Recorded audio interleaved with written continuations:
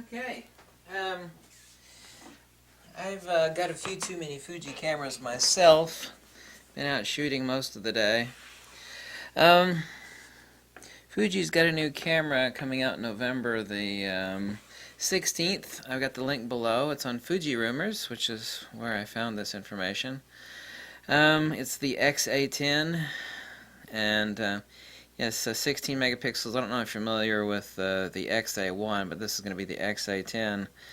I don't know if it's going to have a touch screen or not. He reports that it's not going to have a touch screen. Apparently it's going to be a really inexpensive non-viewfinder, just like the X-A1.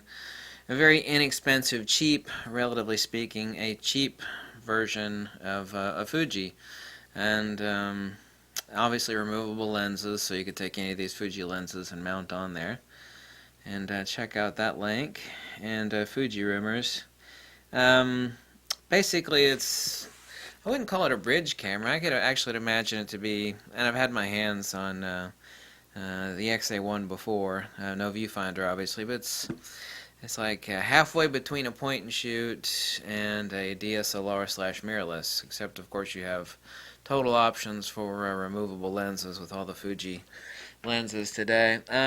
I'll post a link below of some of the pictures that I was taking today. This is towards the end of the day. Towards the end of the day, I hit the skate park for gits and shiggles. It's always almost all of these shots are at f2.8.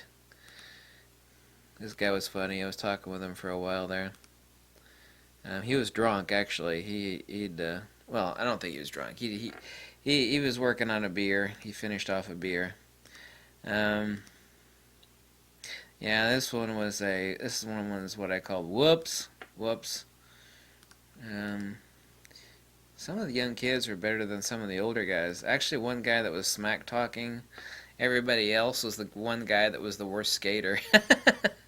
This guy was a really good skater. He's obviously very confident in his skills to go around without a shirt off, as far as scuffing the old skin there. There's an interesting moment where we got somebody hovering in midair, a little youngster, as he's trying to jump 3 boards. So I'll drop the link on these shots below. And this is out of all of these were at burst mode and boost mode, burst and boost, using the 50 millimeter to 140 millimeter at f2.8. Some of these are not at f2.8, but most of them are.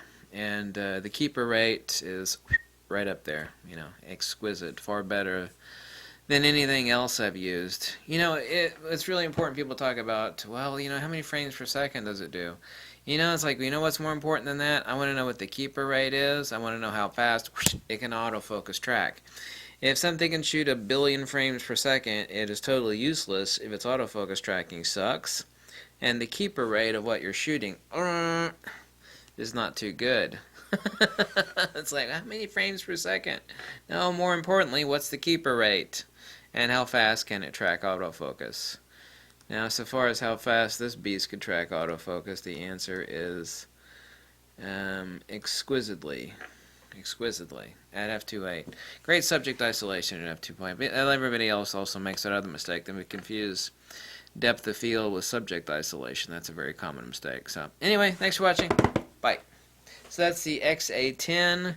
It's going to be announced in November the 16th. When that's going to be released for, I have no idea. Check the link below. Bye.